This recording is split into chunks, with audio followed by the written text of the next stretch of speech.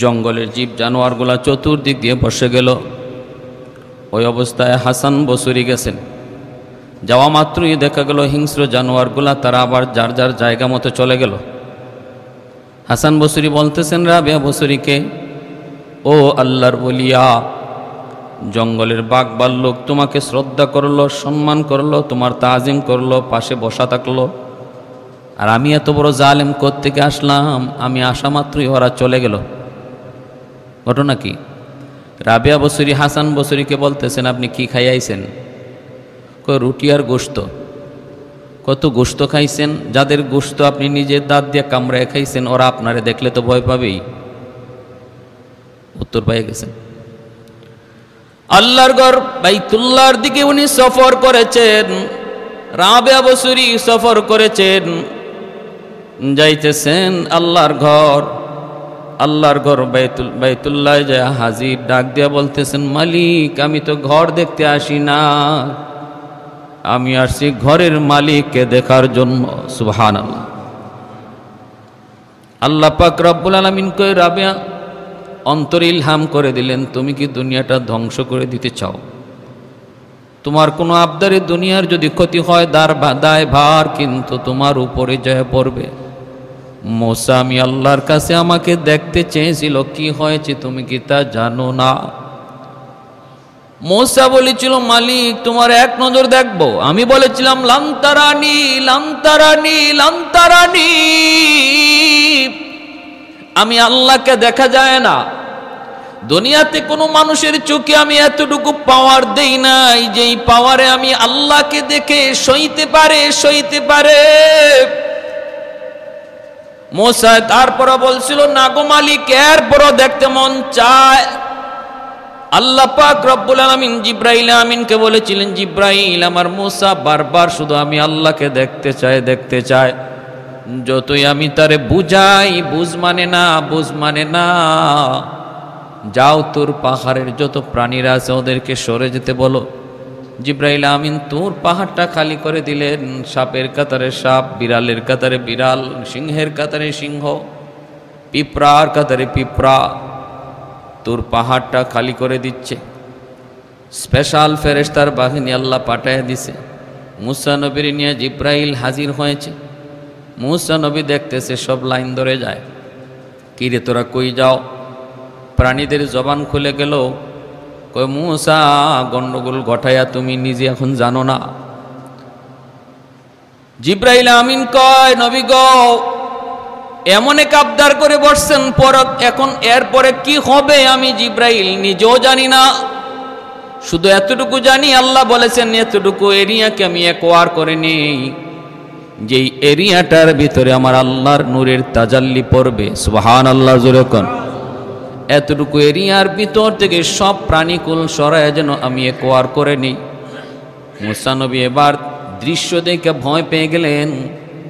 Special ফেরেশতার বাহিনী দেখতেছেন, পশু পাখিগুলাকে চলে যাইতে দেখতেছেন।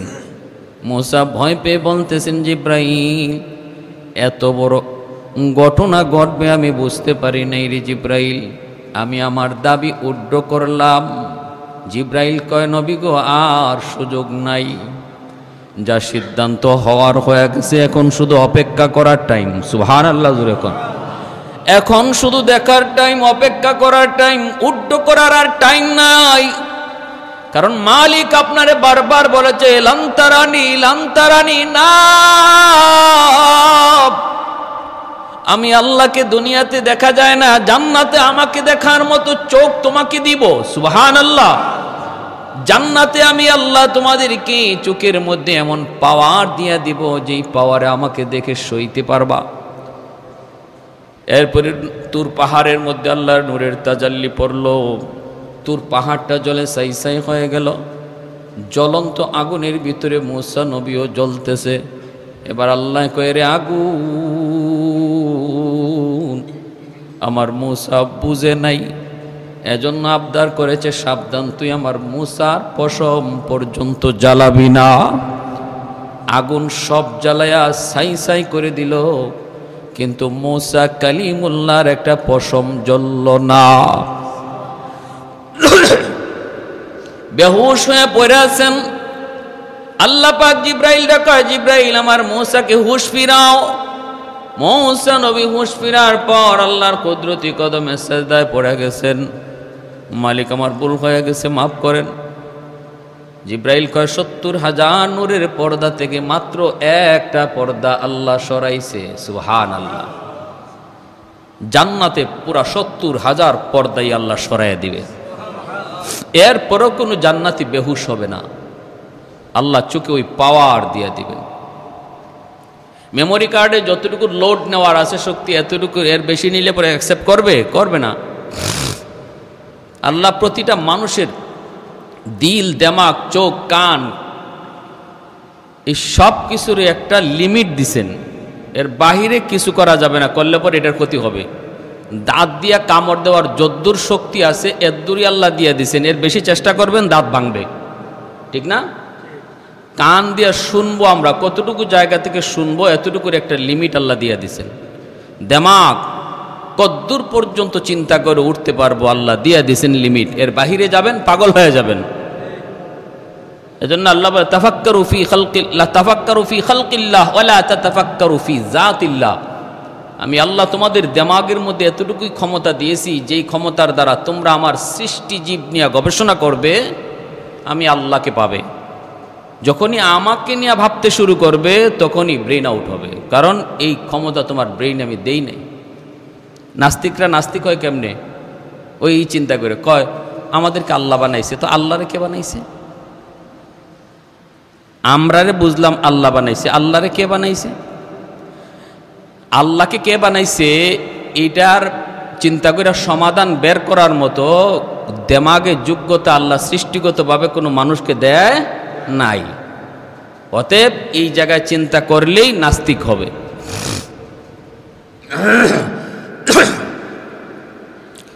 ফুরাত নদীর কিনারার মধ্যে বসে আছেন রাবেয়া বসরি, হাসান বসরি। ফুরাত নদীর কিনারায় তারা দুজন যে আল্লাহর ইশকের কথা, আল্লাহর ভালোবাসার কথা তারা বলতেছেন। হাসান বসরি বলেন, রাবেয়া বসরির সামনে যখন আমি যাইতাম, তার আল্লাহ প্রেমের দৃশ্য, আল্লাহর মহব্বত ভালোবাসার কথাগুলো শুনলে পরে আমি যে একজন পুরুষ, উনি যে একজন মহিলা, এই খবর আমাদের থাকতো না। হাসান বসরি বলেন, পানির উপরে যায় নামাজ বিষয়ে আমি বলতেছি, রাবেয়া চলো পানিতে একটু নামাজ পড়ে নেই। রাবেয়া বসরি তখন বাতাসের উপরে যায় নামাজ বিষয়ে বলতেছেন, চলো বাতাসে নামাজ পড়ে নেই। এবার হাসান বসরি অবাক হয়ে গেলেন, নিজের ছোট মনে করলেন। রাবেয়া বসরি বলেন, হাসান বসরি কে ও আল্লাহর ওলি, পানিতে যায় নামাজ বিষয়ে নামাজ পড়া আর বাতাসে যায় নামাজ বিষয়ে নামাজ পড়া কোনো ক্রেডিট নয়, এটা বাহাদুরি নয়, এটা ওলি হওয়ার সার্টিফিকেট নয়। কারণ পানিতে এমন মাছেও পারে, বাতাসে এমন মাছিও পারে। তুমি যা পারো এটা মাছে পারে, আর আমি যা পারি এটা মাছি পারে। অতএব এটা বাহাদুরির কোনো বিষয় নয়। আল্লাহ প্রেম এর চেয়ার উপরে, সুবহানাল্লাহ জোরে কোন, এর চেয়ার উপরে, এর চেয়ার উপরে। ও মালিক, আমি যদি জাহান্নাম থেকে বাঁচার জন্য আমি তোমার গোলামি করে থাকি, আমাকে জাহান্নামে ফালায় দিও। রাবেয়া বসরির দোয়া, জাহান্নাম থেকে বাঁচার জন্য যদি আমি তোমার গোলামি করে থাকি, তাহলে আমার সবার আগে জাহান্নামে ফালায়ও। জান্নাত পাওয়ার জন্য যদি তোমার গোলামি করে থাকি, তাহলে আমাকে জান্নাত থেকে বিতাড়িত কইরো। আর যদি তোমাকে পাওয়ার জন্য আমি গোলামি করি, আমাকে তুমি দেখা দিও। সুবহানাল্লাহ জোরে কর। তাহলে রাবেয়া বসরি তার ইবাদতের কোয়ালিটি দেখেন। তিনি বলতেন, যারা জান্নাত পাওয়ার জন্য ইবাদত করে আমার মন চায় জান্নাতকে আমি আগুন দিয়ে জ্বালায় দিই। এজন্যই তিনি বাইতুল্লাহর সামনে যায় বলতেছেন, বাইতুল্লাহ, আমি তোরে দেখতে আসি নাই, তোর মালিকরে দেখতে এসেছি। আল্লাহ বলতেছে, রাবেয়া তুমি কি এমন অঘটন ঘটাইতে চাও যার দায়ভার তোমার উপরে পড়বে? মূসা পারে নাই, তুমিও পারবা না, এমন আবদার করো না। রাবেয়া বসরি চলে গেলেন। পরের বছর তিনি আসবেন আবার বাইতুল্লাহ। আল্লাহ পাক বাইতুল্লাহকে আদেশ দিয়ে দিলেন, বাইতুল্লাহ তুমি আমার একজন পাগল আসতেছে, তার সংবর্ধনার জন্য তুমি বাইতুল্লাহ আগায় যাও। এই বৎসর হজে আসছেন ইব্রাহিম বিন আদহামও, বলকের বাদশাহ, আজকের আফগানিস্তান যার নাম। তখনকার সময় আফগানিস্তানের রাজধানী ছিল বলক, বর্তমানে কাবুল, একসময় ছিল গজনবী। আফগানিস্তানের রাজধানী বিভিন্ন সময় বিভিন্ন শহরে গেছে। ইব্রাহিম বিন আদহামও তিনি 17 বছর লাগাইয়া তিনি হজে গেছেন ওই বৎসর। কিভাবে? ওই 2 কদম 3 কদম 10 কদম আগান, 2 রাকাত নামাজ পড়েন, অবস্থান করেন। 10 কদম 5 কদম আগান, নির্ধারিত কয়েকটা কদম দেওয়ার পরেই 2 রাকাত নামাজ পড়েন, 2 রাকাত নামাজ। এইভাবে সফর করে 17 বছরে ইব্রাহিম বিন আদহাম বাইতুল্লাহ যাইয়া পড়ছেন। সুবহানাল্লাহ, জোরে কর। যাইয়া দেখেন বাইতুল্লাহ তার জায়গায় নাই, বাইতুল্লাহ তার জায়গাতে নাই। আল্লাহ ওলিরা তারা তো অন্তর্চক্ষু খোলা তাকায়, তারা মূল জিনিসটা দেখতে পেতেন, রূহ দেখতে পেতেন। এই হলো আমাদের বডিটা মূলত আমি নাসির নই, মূল ব্যক্তিটা হলো তার রূহ। এজন্য রূহটা চলে যাওয়ার পর দেহের নাম হয়ে যায় লাশ। রূহটা চলে যাওয়ার পর আমরা ব্যক্তিটার, মানুষটা এখানে পড়ে আছে, তার বডি পড়ে আছে, তার হাত আছে, তার চোখ আছে, সব কিছু আছে, কিন্তু কেউ নাম ধরে ডাক দেয় না, লাশ কয়। নাম বোঝা গেল রূহটার নাম, রূহটা চলে গেছে আর নাম নাই, বডিটা লাশ হয়ে গেছে। তো প্রত্যেক জিনিসেরই এমন রূহ আছে, বাইতুল্লাহরও রূহ আছে। ইব্রাহিম বিন আদহাম যায় দেখেন বাইতুল্লাহর কায়াটা পড়ে আছে, রূহ নাই। মালিক এত কষ্ট করে বাইতুল্লাহ দেখতে আসলাম, বাইতুল্লাহ কই? ও মালিক এত কষ্ট করে খানা কাবা দেখতে আসলাম, কাবা কই? আল্লাহ পাক রব্বুল আলামিন বলতেছে তালাশ করো। কই মালিক তালাশ তো করতেছি, দেখি না, নাকি আছে আমার চোখে সমস্যা? আল্লাহ বলতেছেন না ইব্রাহিম, চোখে তোমার সমস্যা নাই। প্রত্যেক ওলি আল্লাহর সাথে আল্লাহর কথা হয়েছে ইলহামের মাধ্যমে, অন্তরে ইলহাম করার মাধ্যমে, জিব্রাইল মারফতে নয়। জিব্রাইল শুধু আসেন নবীদের কাছে, ওলিদের কাছে আল্লাহর কথা অন্তরে পৌঁছে দেওয়া হয়, অন্তরের মধ্যে পৌঁছে দেওয়া হয়। বলতেছেন না না, চোখে কোনো সমস্যা হয় নাই, বরং তুমি ঠিকই বলতেছো বাইতুল্লাহ তার জায়গায় নাই। কারণ আমার একজন ওলি মহিলা, একজন পাগল, সে আসতেছে আমি আল্লাহর ঘর দেখার জন্য, আমাকে দেখার জন্য। তার সম্মানে বাইতুল্লাহরে আমি আল্লাহ পাঠাইয়া দিছি আগায়া আনার জন্য। সুবহানাল্লাহ। ইব্রাহিম বিন আদহাম সেজদায় পড়ে বলতেছেন মালিক তিনি কত বড় ওলি, তিনি কত বড় আশিক তোমার। খালি হামাগুড়ি দিয়ে তিনি উঠছেন আল্লাহর ঘর দেখে, সেজদায় পড়ছিলেন, মাথাটা উঠাইছেন, উঠে দেখেন বাইতুল্লাহ হাজির, আল্লাহর ওলি রাবেয়া বসরিও হাজির। ইব্রাহিম বিন আদহাম যায় বলতেছে গো আল্লাহর ওলিয়া, আপনি কত বড় বুজুর্গ, আপনি ইতিহাস সৃষ্টি করলেন, দৃষ্টান্ত স্থাপন করলেন। কারণ খানায় কাবা শুরু থেকে আজ পর্যন্ত কারো সম্মানে জায়গা থেকে যায় নাই। আজকে মালিক আপনার সম্মানে খানায় কাবারে পাঠায় দিছে। আপনি অনন্য, আপনি বেনজির, আপনি বেমিসাল। এবার রাবেয়া বসরি বলে আমি অনন্য নই, আমি বেনজির নই, আল্লাহর ঘরে এসেছি, আমি তো কষ্ট স্যার আল্লাহর ঘরে এসেছি। বেনজির বেমিসাল তো হলো সে যে 17 বছর লাগাইয়া আল্লাহর ঘর দেখতে আইছে। সুবহানাল্লাহ। অথচ ইব্রাহিম বিন আদহাম কতদিন লাগাইয়া তিনি আইছেন, রাবেয়া বসরিকে বলেন নাই, শোনান নাই। আল্লাহ জানায় দিছেন কয়েকে একজন আরেকজন কি চিনে,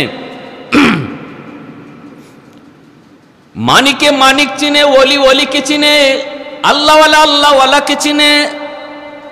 ভাইরা বন্ধুরা, জন্য বলতেছিলাম এত বড় বুজুর্গ, এত বড় আল্লাহওয়ালা রাবেয়া বসরি, উনার ঘরে 3 জন আল্লাহর ওলি, জগৎ বিখ্যাত আল্লাহর ওলি জমা হয়েছেন। তাদের আজকের আলোচ্য বিষয় হলো খাঁটি প্রেমিক কে, আল্লাহর খাঁটি প্রেমিক কে, খাঁটি প্রেমিকের আলামত কি।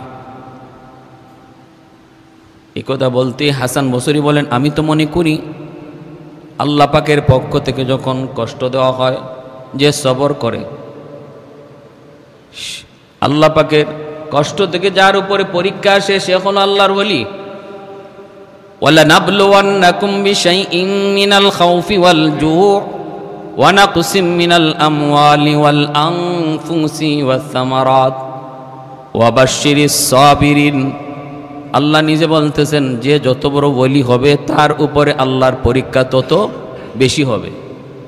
যে আল্লাহর পাগল যত বেশি হবে তার উপরে দুনিয়াবি পরীক্ষা তত বেশি হবে।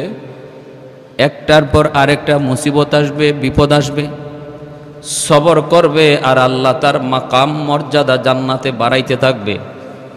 দুনিয়াতে কিছু মানুষকে আল্লাহ এমন পছন্দ করে, এটা আল্লাহর একান্ত, এটা আল্লাহর ইচ্ছা। এখানে আমাদের কোনো হাত নাই যে আল্লাহ অমুককে কেন এত ভালো পায়। আল্লাহ বলে এটা আমার মনের বিষয়, আমার কুদরতি কলিজার বিষয়, আমি ওরে ভালো পাই, ওরে আমার ভালো লাগে, ওর হাসিটা আমার ভালো লাগে, ওর চলনটা ভালো লাগে, ওর পোশাকটা আমি আল্লাহর কাছে ভালো লাগে। কেন জানি না, কেন ভালো লাগে এর কোনো কারণ তালাশ করে পাওয়া যায় না। তখন আল্লাহ বলেন আমার ভালোবাসার মানুষটারে আমি আল্লাহ জান্নাতে রাখবো। যেই জায়গায় রাখবো ওই জায়গা পর্যন্ত পৌঁছতে তার আমলে ঘাটতি আছে, আমল কম, অতিরিক্ত আমল কম। যেই জায়গায় পর্যন্ত পৌঁছা যায় তখন রব্বুল আলামিন ওই আমলের ঘাটতিটারে পূরণ করার জন্য মাঝে মাঝে বিপদ দেয়, মুসিবত দেয়, পরীক্ষা দেয়। ওই পরীক্ষাগুলোতে সে যখন সবর করে আল্লাহর হুকুমে অটল থাকে, মালিক তখন তার ওই গ্যাপটা পূরণ করে ওই জায়গায় পৌঁছায় দেন। আমলের দ্বারা যে জায়গায় পৌঁছার কথা, যখন সে ওখানে আমলের দ্বারা পৌঁছতে পারে না, তখন তার উপরে কিছু কষ্ট, মুসিবত, রোগ, বিপদ, পারিবারিক বিপদ, ব্যক্তিগত বিপদ দিয়া যখন দেখা যায় ওই বিপদেও সে মসজিদে হাজির, ওই বিপদের সময়ও সে আল্লাহর উপরে ভরসা রাখেই চলতেছে, তখন আল্লাহ আমলের ঘাটতিটারে পূরণ কইরা ওই জায়গাটার গ্যাপ পূরণ কইরা দেয়। সুবহানাল্লাহ।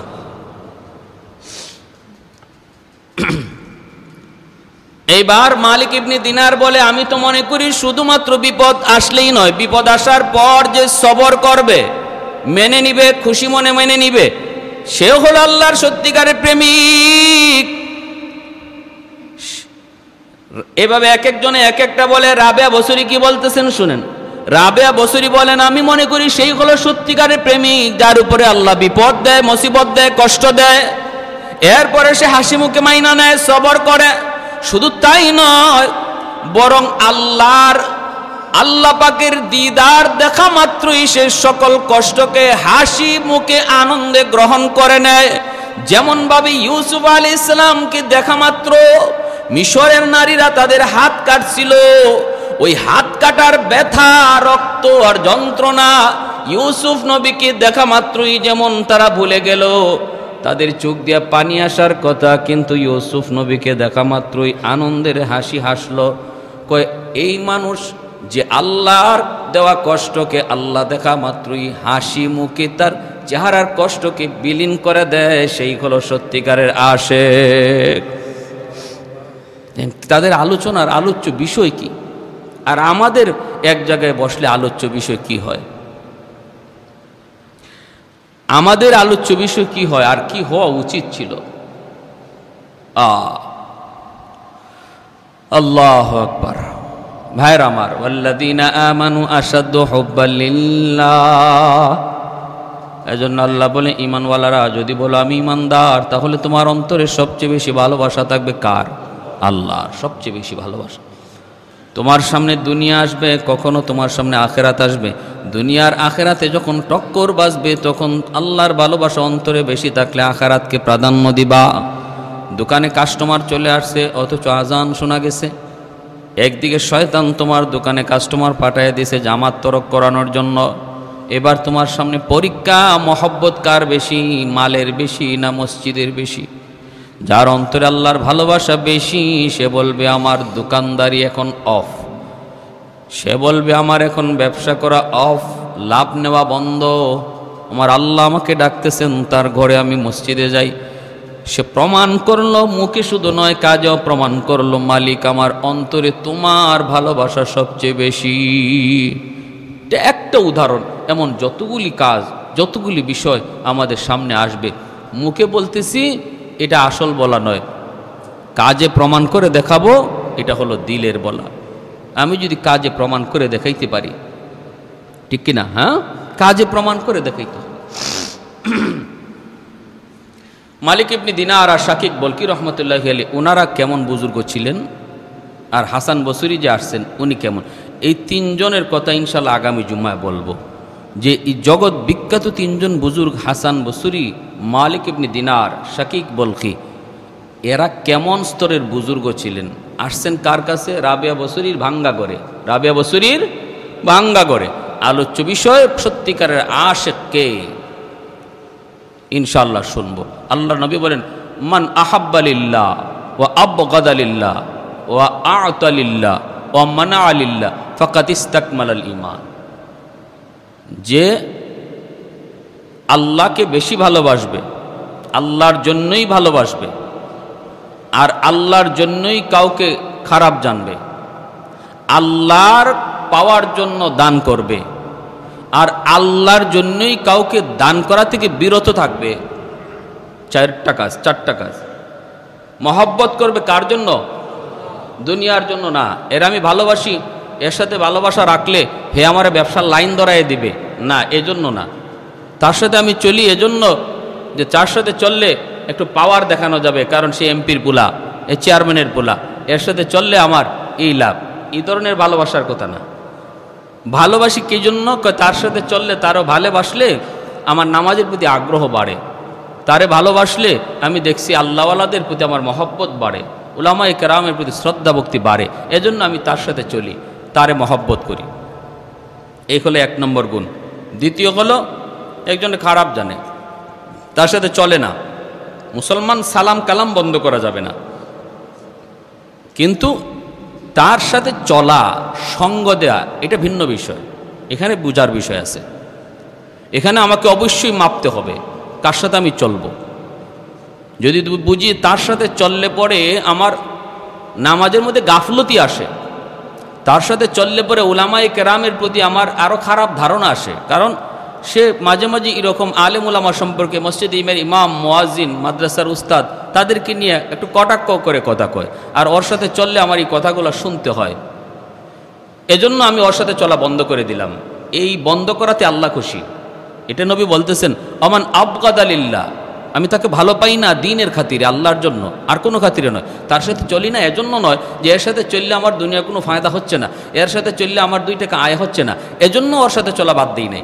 বাদ দিছি তার সাথে চললে পরে আবার দ্বীনের ক্ষতি হয়। ওয়া আ'তা লিল্লাহ, দান করে সেটাও আল্লাহর জন্য, কাউরে দিছে। দেখেন, আমি আগেও বলেছি, আরও কোন জুম্মায় যেন বলেছি, বাসায় যে আমরা খরচ করি, এই যে বাজার করি, বাজার থেকে সন্তানের জন্য, বিবি বাচ্চার জন্য, এই খরচটাও নিয়ত করার সময় অন্তরে নিয়ত রাখবো খরচ করতে যে আল্লাহর জন্য করতেছি, তাহলে আমার এই খরচটাও দানের খাতায় লেখা হবে, আল্লাহর রাস্তায় দানের খাতায় লেখা হবে। আমার ঘরের সাংসারিক খরচ শুধু দিলের ভিতরে নিয়তটা রাখা। ওয়া আ'তা লিল্লাহ, তুমি যত যা খরচ করো নিয়ত করো আল্লাহ তোমার জন্য। ওয়া মানা'a লিল্লাহ, আমি কাউকে দেই নাই, কোথাও আমি টাকা পয়সা দেই নাই, সেটাও আল্লাহর জন্য। আমি জানি এখানে টাকাটা দিলে গুনাহ হবে, গুনার আয়োজন হবে, খেলাধুলার আয়োজন হবে, এখানে মহিলা আসবে, নর্তকী আসবে, গান গাওয়াবে, এজন্য দেই নাই। এই না দেওয়াটাও কার জন্য? আল্লাহর জন্য। আমি জানি এখানে না দেওয়াতে সমাজ আমাকে খারাপ জানবে, পোলাপানগুলো আমার সাথে কথা বলবে না, কোনোদিন বিয়াদবিও করতে পারে, কিন্তু তারপরও আমি দেব না, শুধু আল্লাহর ভালোবাসায়। কারণ সমাজের চেয়ে আমি আমার আল্লাহকে বেশি ভালোবাসি, রাষ্ট্রের চেয়েও আমি আমার আল্লাহকে বেশি ভালোবাসি, এই খাতিরে আমি দেই নেই। এই 4টা গুণ যার থাকবে, আল্লাহর নবী বলতেছেন, আমি গ্যারান্টি দিলাম সে পাক্কা মুমিন, ইমানদার। ফাকাদ ইসতাকমালাল ঈমান, ফাকাদ ইসতাকমালাল ঈমান, কদ শব্দ আইনা নিশ্চিত করেছেন আল্লাহর নবী, নিশ্চিত সে পাক্কা ইমানদার।